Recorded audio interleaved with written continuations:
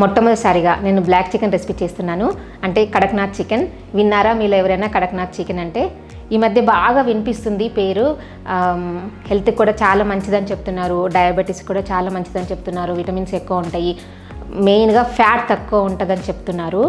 అందుకని నేను తెప్పించాను. ఈరోజు నేను ఈ కడక్నాథ్ చికెన్తో పులావ్ చేద్దాం అనుకుంటున్నాను. Hello friends, welcome to Hyderabadi రుచులు. నేను ఇందిరా. ఈరోజు నేను ఈ కడక్నాథ్ చికెన్తో పులావ్ చేద్దాం అనుకుంటున్నాను. మీతో పాటు నేను కూడా చేసి టేస్ట్ చూసి నేను చెప్తాను. నెక్స్ట్ మీరు ట్రై చేసి ఎలా ఉందో నాకు చెప్పండి. ఇప్పుడు ఎలా చేయాలో చూద్దాం. ముందుగా నాకు ఏం చెప్తారంటే, మీలో ఎంతమందికి కడక్నాథ్ చికెన్ అంటే తెలుసో కింద కామెంట్ సెక్షన్లో కామెంట్ పెట్టండి. తెలియని వాళ్ళు తెలియదని చెప్పండి. ఇది నేను ఆన్లైన్లో తెప్పించానండి, కంట్రీ చికెన్ కో నుంచి. మామూలుగా ఊర్లలో అయితే మనం నాటుకోడి అంటే కోడి అది తెచ్చుకొని చేసుకుంటాం కదా. ఇక్కడైతే సిటీలో అంటే మనకు దొరకదు కదా. అందుకని నేను మామూలుగా మ్యాక్సిమం నాటుకోడి అలాంటివి దీంట్లోంచి తెప్పించుకుంటాను. కంట్రీ చికెన్ కో అని. ఇది కూడా మనం బ్లాక్ చికెన్ కూడా నేను ఇందులోంచి తెప్పించుకున్నాను. చాలా ఫ్రెష్గా అనిపిస్తుందండి నాకు ఇక్కడ తెప్పించుకుంటే. ఇది ఆల్రెడీ క్లీన్ చేసిన చికెన్ అండి, పసుపు అది రాసి క్లీన్ చేసిన చికెన్. కలర్ చూసారా? మామూలు చికెన్ కన్నా మామూలు చికెన్ రెడ్గా అలా కనిపిస్తుంది కదా. చూడండి, అసలు లోపల కూడా అంత బ్లాక్గా ఉంటుంది. ఇది వండిన తర్వాత ఏ కలర్ ఉంటుందో చూద్దాం మనం. ఇది చూడండి, ఏ ముక్క చూసినా బ్లాక్గా, చూసారా? ఇప్పుడు దీన్ని మనం మ్యారినేట్ చేసుకుందాము. ఇదిగోండి, నేను క్లీన్ చేసి పెట్టుకున్నాను చికెన్ని. ఒక బౌల్లో వేసుకోవాలి. దీన్ని ఇప్పుడు మనం మ్యారినేట్ చేసుకుందాము. 1 టీ స్పూన్ సాల్ట్ వేసుకోవాలి. కారం 2 టీ స్పూన్స్, ధనియాల పొడి 1.5 టీ స్పూన్, 1/2 టీ స్పూన్ జీలకర్ర పొడి, గరం మసాలా 1/2 టీ స్పూన్, పసుపు 1/2 టీ స్పూన్, అల్లం వెల్లుల్లి 1 టీ స్పూన్. వీటన్నింటినీ బాగా కలుపుకోవాలి. నేను అల్లం వెల్లుల్లి ఇది కొంచెం కొంచెమే వేసాను. నెక్స్ట్ మళ్ళీ మనం పోపు చేసుకుంటాం కదా, అప్పుడు ఇంకా కొంచెం వేసుకుందాము. ఇది నాటుకోడి కదా, కొంచెం గట్టిగా ఉంటుంది. అందుకే ముందుగా కుక్కర్లో ఉడికించుకోవాలి. లేదు మామూలు చికెన్ అయితే మనం ముందు ఉడికించాల్సిన పనే లేదు. దీనికైతే కంపల్సరీగా ఉడికించుకోవాలి. ఇందులో నేను 2 టేబుల్ స్పూన్స్ ఆయిల్ వేసుకుంటున్నాను. 1/2 నిమ్మకాయ పిండుతున్నాను. టైం ఉంటే ఒక 1/2 అవర్ పక్కన పెట్టుకోండి, లేదంటే కుక్కర్లో వేసుకొని ఉడికించేసుకుందాము. ఒక 10 నిమిషాలు పక్కన పెట్టుకుందాము. ఇప్పుడు ఈ చికెన్ని కుక్కర్లో వేసుకుందాము.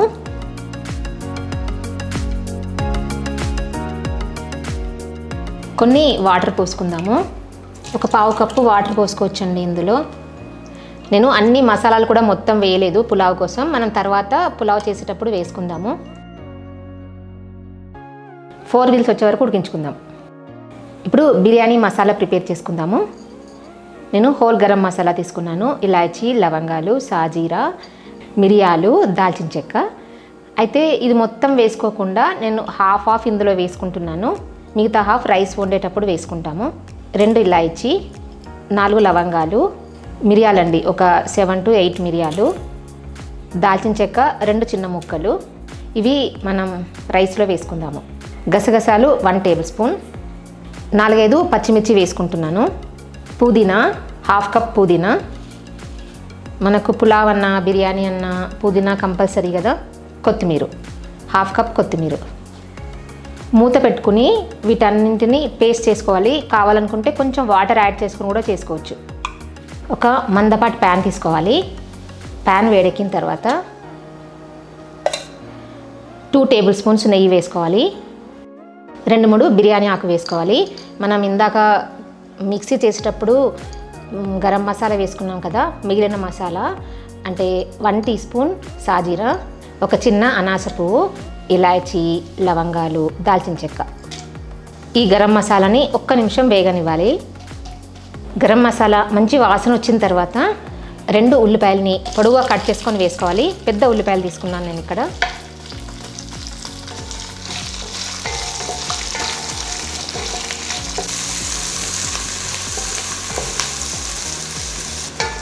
ఉల్లిపాయలు బ్రౌన్ కలర్లో వేగిన తర్వాత 2 చిన్న టమాటాలని చిన్న ముక్కలుగా కట్ చేసుకొని వేసుకోవాలి.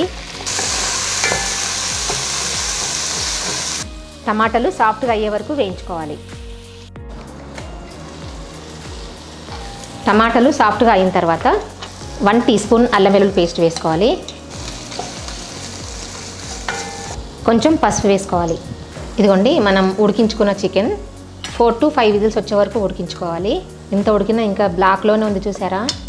ఇప్పుడు ఈ చికెన్ని మనం ఇందులో వేసుకోవాలి. మంచి నాటుకోడి వాసన అయితే వస్తుందండి. చాలా హెల్దీ అంటారు ఈ చికెన్ని. ఐరన్ ఎక్కువగా ఉంటుంది ఇందులో. మెయిన్ ఏంటంటే ఫ్యాట్ తక్కువ ఉంటుంది.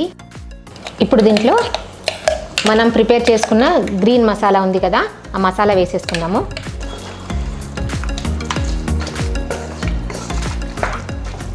ఈ మసాలాని ఒక్క నిమిషం మగ్గనిద్దాము.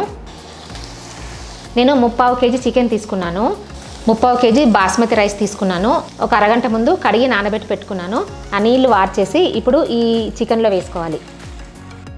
3/4 kg చికెన్ అంటే 3 కప్పులు రైస్ అండి. ఇది 3 కప్పుల రైస్కి ఒక కప్పుకి 1.5 కప్ అంటే మన బియ్యాన్ని బట్టి వేసుకోవచ్చు. నేను కప్పుకి 1.5 కప్ వాటర్ వేసుకుంటున్నాను. అందులో ఇదిగోండి దాదాపుగా మనకి 1/2 కప్పు వరకు వాటర్ మిగిలాయి. అంటే మనకి చికెన్లో మిగిలిన వాటర్ ఇవి.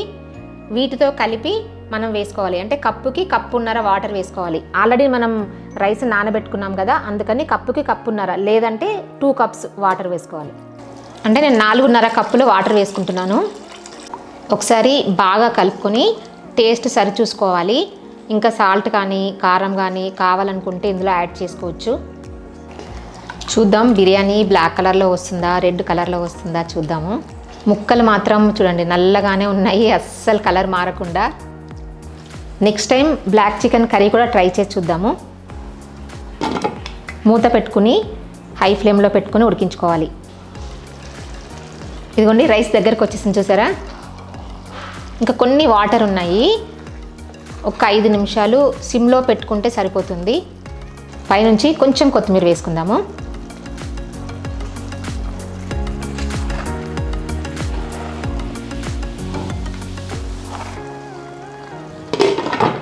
మూత పెట్టుకుని సిమ్లో ఇంకో 5 నిమిషాలు ఉడికించుకోవాలి. వావ్ గుమ్మగుమ్మలాడుతుందండి. స్టవ్ ఆఫ్ చేసుకున్న తర్వాత ఒక 10 నిమిషాల తర్వాత ఓపెన్ చేయాలి. వెంటనే ఓపెన్ చేయొద్దు. మామూలు చికెన్ బిర్యానీ దమ్ బిర్యానీ కన్నా మంచి స్మెల్ వస్తుందండి. మంచి ఫ్లేవర్తో చాలా చాలా అసలు చాలా బాగుంది. చికెన్ ముక్కలు మాత్రం అస్సలు కలర్ మారలే చూసారా.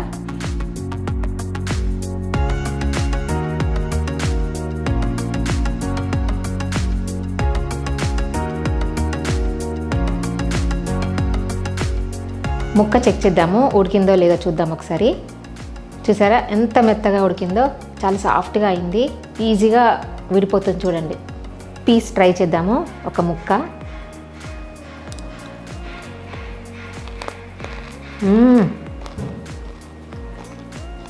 నిజంగా అండి నిజంగా చాలా చాలా చాలా టేస్టీగా ఉంది. ఒక్కసారి తింటే మామూలు చికెన్ మాత్రం మళ్ళీ చేసుకోరు, మళ్ళీ ఇదే చేసుకుంటారు. అంత బాగుంది. నేనైతే ఈ కడక్నాథ్ చికెన్ని కంట్రీ చికెన్ co.in ఆర్డర్ పెట్టి తెప్పించుకున్నాను. లింక్ కావాలనుకుంటే డిస్క్రిప్షన్లో ఉంటుంది. తప్పకుండా చేసి చూసి ఎలా ఉందో నాకు మాత్రం చెప్పడం అస్సలు మర్చిపోవద్దు. నచ్చిందనే అనుకుంటున్నాను.